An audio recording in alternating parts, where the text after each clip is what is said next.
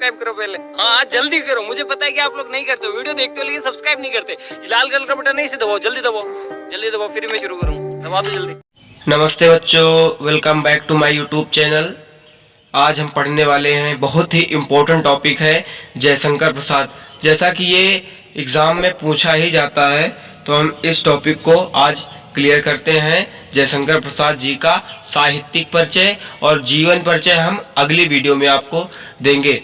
तो अगर आप चैनल पे नए हैं तो प्लीज़ सब्सक्राइब कर दें और बेल आइकन दबाना ना भूलें। तो जयशंकर प्रसाद, बिना समय को गंवाते हुए चालू करते हैं हम जयशंकर प्रसाद के जी के साहित्यिक परिचय को। तो साहित्यिक परिचय क्या है इनका? जयशंकर प्रसाद जी का पहले जन्म जानेंगे और इनका जन्म कहाँ हुआ है, इन्होंने अपने जीवन काल में क्या क्या साहित्य में किया है, हम इसको आज जानने वाले हैं। तो जयशंकर प्रसाद जी का जन्म, महाकवि जयशंकर प्रसाद जी का जन्म काशी में उत्पन्न प्रतिष्ठित वैश्य परिवार में सन 1889 ईस्वी में हुआ था। तो जो सन 1889 है इसको हम अंडरलाइन कर दें क्योंकि ये इम्पोर्टेंट है। 1889 ईस्वी में हुआ था। महाकवि जयशंकर प्रसाद जी का जन्म काशी में उत्पन्न प्रतिष्ठित वैश्य परिवार में सन 1889 ईस्वी में हुआ था। और जो इनका परिवार था वो सुंघनी साहू परिवार से प्रसिद्ध था। अब इनका साहित्यिक परिचय हम स्टार्ट करते हैं। जयशंकर प्रसाद जी हिंदी युग के परिवर्तक माने जाते हैं। क्या परिवर्तक माने जाते हैं? प्रसाद जी नवीन संघर्ष करते हुए अनेक रचनाओं को जन्म दिया। नए संघर्ष करते हुए अनेक रचनाओं को जन्म दिया। इन्हें इनकी रचना कामायनी को हम अंडरलाइन कर दें क्योंकि ये इनका महाकाव्य है, बहुत इंपॉर्टेंट पॉइंट है। कामायनी में इनको मंगला प्रसाद पारितोषिक से सम्मानित किया गया। इनकी रचना कामायनी में इन्हें मंगला प्रसाद पारितोषिक से क्या किया? सम्मानित किया गया। किससे? मंगला प्रसाद पारितोषिक से सम्मानित किया गया। जयशंकर प्रसाद के काव्य में प्रेम और सौंदर्य प्रमुख ही विषय रहा। ये नागरी प्रचारणी सभा के अध्यक्ष भी रहे। जयशंकर प्रसाद, जैसा कि आप जानते हैं, जयशंकर प्रसाद नागरी प्रचारणी सभा के अध्यक्ष भी रहे।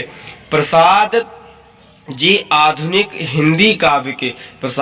आधुनिक मतलब वर्तमान हिंदी काव्य के सर्वप्रथम कवि थे, सबसे पहले कवि माने जाते हैं। इन्होंने अपने काव्य में आध्यात्मिक आनंद की प्रतिष्ठा की है। ये था जयशंकर प्रसाद जी का क्या? साहित्यिक परिचय। एक बार फिर से देखेंगे। महाकवि जयशंकर प्रसाद जी का जन्म काशी में उत्पन्न प्रतिष्ठित वैश्य परिवार में सन 1889 ईस्वी में हुआ था। ठीक, इनका परिवार सुंघनी साहू नामक परिवार से प्रसिद्ध था।